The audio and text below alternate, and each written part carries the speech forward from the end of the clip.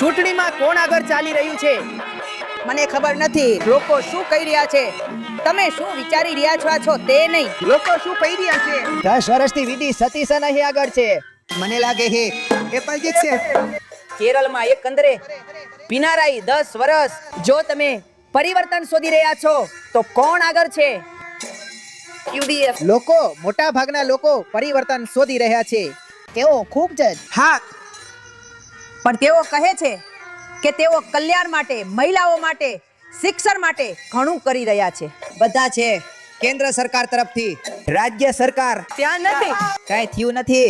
અને 2021માં તે જીત્યો નહીં. 2021માં તે બીજી ટર્મ જીત્યો. અમે સંતુષ્ટ નથી.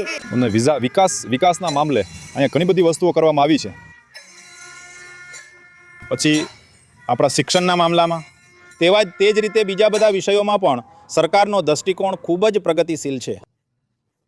પહેલું યુડીએફ એમાં ના, પહેલી વાત ભ્રષ્ટાચાર નથી. તમે એલડીએફ પાર્ટીના છો?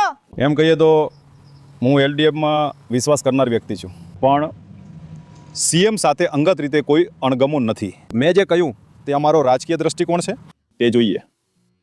લોકો માટે સારા કામ કરવા જોઈએ. 78 પંચાયતોમાંથી 71 યુડીએફ અને માત્ર 7 પંચાયતો પર એલડીએફ શાસન કરી શક્યું. તે જ પરિણામ એસેમ્બલીમાં પણ આવ્યું. તો એસેમ્બલીમાં તે ટ્રેન્ડ એટલો બધો નથી બધો, ખરું ને? હવે કેટલો સમય થયો છે? હવે જ્યારે પંચાયતની ચૂંટણી અને મ્યુનિસિપાલિટી કોર્પોરેશનની ચૂંટણી થઈ ત્યારે કોર્પોરેશનોમાંથી એલડીએફને માત્ર એક જ કોર્પોરેશન મળી રહ્યું છે. ગઈ વખતે માત્ર એક જ સીટ હતી, આ વખતે એવું નથી. પછી બીજેપી એ તિરુવનંતપુરમ કોર્પોરેશન પર કબજો કર્યો ને, તો પછી કહી શકાય ને. હવે કયું છે ને, ગોલ્ડના મુદ્દાઓ અને બીજું બધું કોઈ સંકટ નથી. હવે શાસક પક્ષ પાસે અત્યારે ઘણી સમસ્યાઓ છે. તમારું નામ શું છે? નેત્રાથી સજીવ. સજીવ. ખરું ને? છેલ્લી ચૂંટણીમાં તમે એલડીએફ કે યુડીએફ? ના, હું તો મોદીનો વધુ ફેન છું. ચોક્કસ. પણ કેરળમાં તેવું થવા માટે હજુ થોડા ફેરફાર થવાના છે. હવે તિરુવનંતપુરમ કોર્પોરેશન પર બીજેપીએ શાસન કર્યું નહીં, કારણ કે ત્યાં સૌથી મોટા કેન્દ્રો, ભલે તે પેકેજ સેન્ટર હોય કે મંદિરો હોય, અને આપણું સચિવાલય જ્યાં છે તે જગ્યા પર બીજેપી શાસન કરે છે.